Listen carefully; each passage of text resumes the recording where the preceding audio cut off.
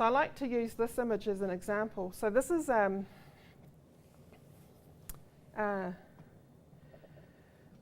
image of these guys here. Where are they? These Maori guys here in the front. They've just been arrested because they were refusing to pay this dog tax. There's a whole history about the dog for Māori. It's quite important to chiefs. Chiefs had their pet dogs. The dogskin cloak is the best kind of cloak you could have, and only a chief could have it. And Māori communities often had a lot of dogs. And the government introduced a tax, a dog tax, and Māori people felt that it was really aimed at them because government officials wanted them to own fewer dogs, and they would complain about the cost of the dog tax and the fact that you had to travel from your community into the townships to pay for it, and that was a further cost. And the official response was, well, if you owned less dogs, it would be less of a problem. You know, they said, well, if we've got multiple dogs, shouldn't we get a reduced fee? And people started protesting. And this group, particularly the guy standing up, Hemi Toia, he led this protest group up north. It's been called the dog tax war. There wasn't really a war. A gunship was sent up to the area, but no shots were fired. People probably had firearms because they just had firearms in those days. Anyway, these guys get rounded up by the local constabulary. Now, the way this gets written into history is as a defeat. It's like one of the last, it's not quite the last stand, but it's one of the last acts of defiance by Māori. And this particular image is treated as an image showing these Māori guys getting caught. This is the quarry getting bagged. And that's the nature of the history that I'm talking about. But when I look at that image, I see a man who not only did he not kneel down or get down, he didn't even take his hat off. In an age where taking your hat off was a sign of respect. These guys, even though they're down lower than the police, to me they're in a haka stance. So the haka is our war dance, and that's one of the stances that the men will take. And so for me, this image really tells me about how our past has been written, and the idea that Māori somehow, at some point in time, became subsumed by the state, by the progressive nation state of New Zealand, and our histories became subsumed as well and get told in ways that may not reflect how we understand our histories. Now I'm going to flick fast forward here to the middle of the century, 1961. So right in the heart of this idea of integration. And there's lots of evidence to join the dots from 1900 to 61, but we don't have time. I like to use this because this is an official report from the Secretary of Māori Affairs, who said Māori policy should focus on integration as a matter of urgency. And what he meant by integration is what I've got up here on the board. So he said there were three groups of Māori people. There were Group A were the completely detribalised people. So they didn't have any of their Māoritanga. Māoritanga is an invented word to, I guess it means Māori culture. They don't have any, there's nothing about them that's Māori anymore. Group B was the integrated majority of Māori who were comfortable in Māori and Pākehā societies. And I love the way New Zealand, right until the 1970s, we talked about both peoples and the two peoples, and as if there were no Chinese or no Indians, or there were a whole lot of other races in our country by this stage, but the government officials continued to talk about the two peoples. Then the third group, Group C, was the minority complacently living a backward life in primitive conditions. So this would be my grandparents' generation. So Hunt's view was that integration should eliminate Group C Everybody should move out of Group C and move up to Group B. And he said that once you're in Group B, you can make a decision to join Group A or stay in Group B, but you could never go back. Could never go back and live complacently in your tribal homeland. So privately, he actually said that once Māori got into Group B, they would want to join Group A, and he thought that by about 1980, most Māori would be in Group A.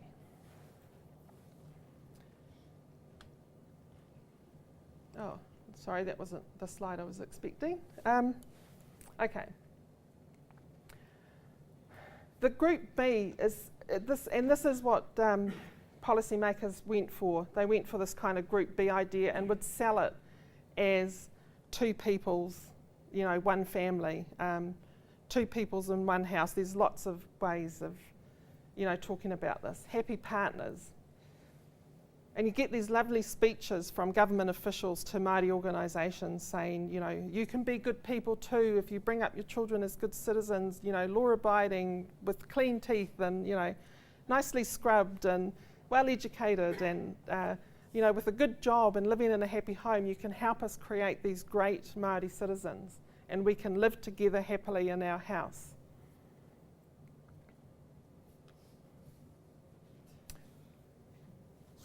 And I think this is, this is a 1950s health poster. So you get the kids cleaning their teeth. They're dressed in a, essentially European-style uniform, but there's a little nod to their culture in the back. There's some carving there, through there. This kia u ki te pai means hold on to what's good. So, cleaning your teeth is a good thing. So Hunt's idea of integration, he said it was natural. He said Māori people are integrating anyway. What policy should do is make it happen faster. All I'm saying is let's put the accelerator on. When he was criticised, people said, you're talking about eliminating a people. You're saying wipe out those people in Group C and make them be like Pākehā people. And he said, no, this is not about conforming to Pākehā ways. This is about modernisation. This is about learning to live in an urban world, because it's an increasingly urban world anyway. We're just helping them to deal with what's going to happen anyway. He also would say, let's allow for some cultural difference. So, which is kind of what this poster's doing as well. It's allowing for a degree of cultural difference. But he wouldn't commit resources. The culture had to survive on its own accord, not just without resources, but without respect in a way. So, what do I mean here?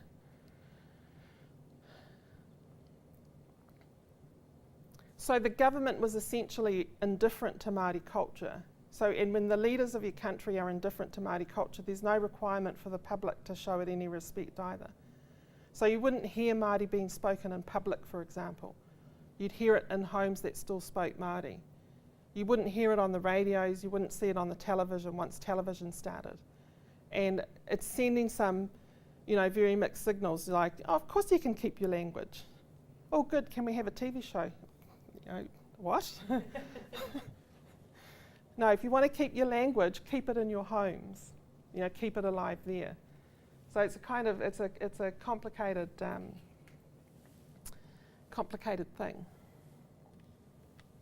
Okay, so I could drill down a little bit more and get more specific about some of the policies, talk a bit about housing and some of the other things, but that's the kind of baseline, and I'd quite like to do something a little bit different than what I usually do. I just really want to park that there.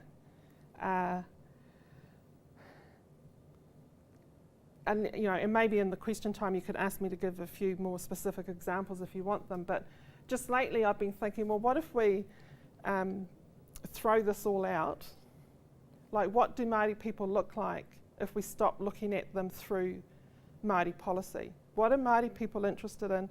What do Māori people get up to once you take the government policy out and leave Māori people to their own devices? So what I want to do is skip forward again to just the last few years to some research that I've been doing with my own people. The Te Raroa. Here we go. Where's that? So this is Te Raroa. Te Raroa is called Te Raroa Te Iwi. Te Raroa is the tribe, or Te Raroa is the people. So that's my people, and this is our area, our territory in the top part of the North Island. Very coastal people. There's a range of, you guys would call them hills, but where I come from, they're mountains. There's a range of mountains through this middle piece here, so we're quite isolated and insulated as well. And we've been getting into a whole bunch of research in the last sort of 5 or 6 years, where we've tried to get our own funding, do our own projects, not rely so heavily on government-funded research or government researchers, even not rely so heavily on academic researchers if we can help it. And the two academic researchers most involved were actually both from the area, so we get to wear two hats at the same time. So we've been doing this research on well-being and asking people, what well-being means to them. And I thought I'd just do a few slides of some of that research, just to kind of see how, far away the two worlds are. So the material I've just been talking about and the material I'm going to talk about now, practically have no relationship. So the wellbeing research, the key themes that came through, I think there were about 35, 40 in-depth interviews that we did with local people, and people related their wellbeing to food, to kai. I've done interviews on the mid-century about people moving into the cities, and they all talked to me about food, and I didn't even ask them about food, but they wanted to tell me about how much, different kinds of food that they missed from home. People related well-being to the environment, a sense of achievement, a sense of belonging, and the interaction with their marae. So I need to talk a little bit about the marae, but just what you're looking at there, this is the green-lipped mussel. So that's what's on these rocks here as well. There's hundreds and thousands of these green-lipped mussels, which this particular stretch of coastline is famous for. There's acres and acres of the stuff, and it's one of the few areas that you're not allowed to harvest commercially. So it's all for customary fishing. It's not, you can't sell it, you can't, commercial sellers can't collect harvest from there. It's all local people. Yeah. So not many places like that left in New Zealand. Here's some more food. So this is another example. This little saying here, he manu moana ngā whānau e noho mai i Taikarawa. The people who live at Taikarawa, which is this bit of coastline, must live like seabirds.